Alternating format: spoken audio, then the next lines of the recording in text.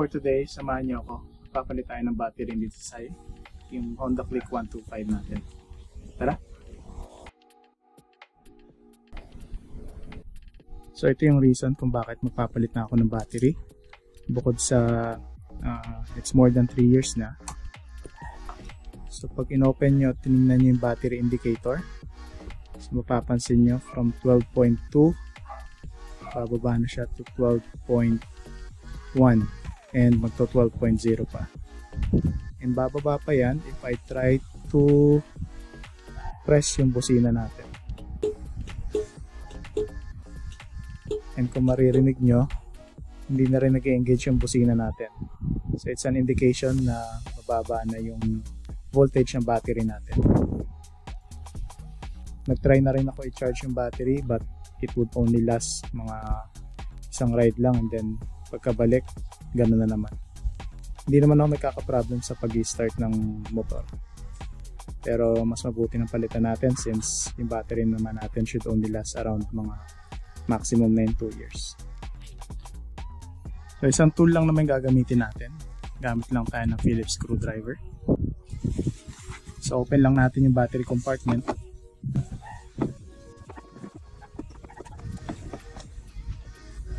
And angat natin yung cover.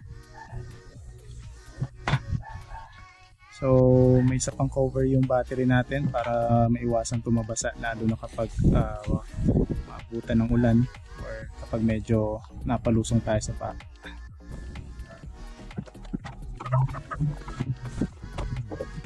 So once na ma-remove yung battery natin, pwede na nating alisin yung sa terminal. So may sequence yung sa pag-aalis ng terminal at saka sa pagkakabit. So pag mag-aalis tayo ng battery, unahin muna natin yung negative. Nagawa natin to para maiwasan din mag-short. Then sunod natin yung positive terminal. And pwede nating alisin yung battery.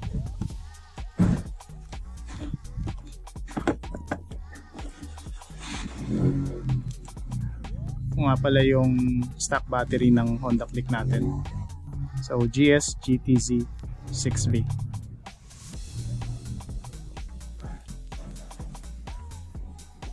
And ito naman yung ipapalit natin. So GS pa rin, GTZ 7S. So same lang naman siya ng voltage, mas mataas lang yung ampere niya. So again sa pag-i-install ng battery, reverse order naman. So unahin natin yung positive terminal.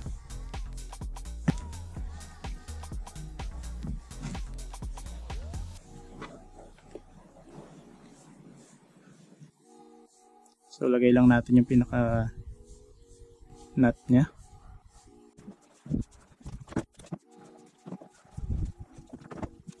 Then positive terminal.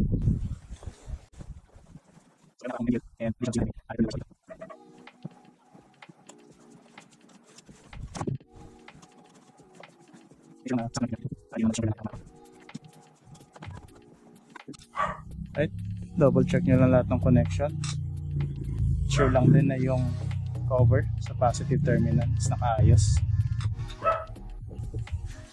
And pwede nyo lang ibalik yung unang cover ng battery.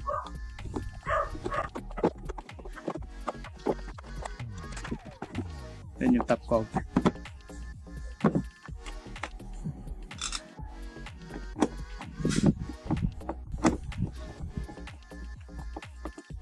Make sure lang na hipitan nyo rin yung screw para hindi madaling matanggal yung cover.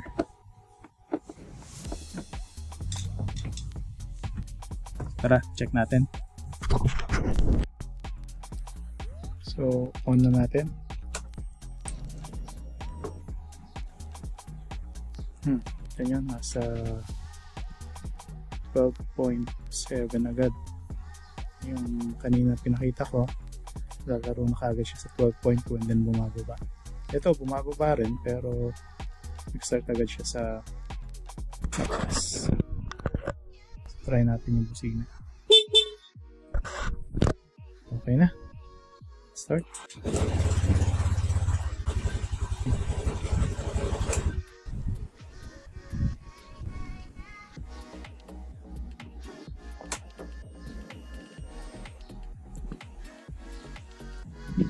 Alright, so ganun lang yung pagpapalit ng battery.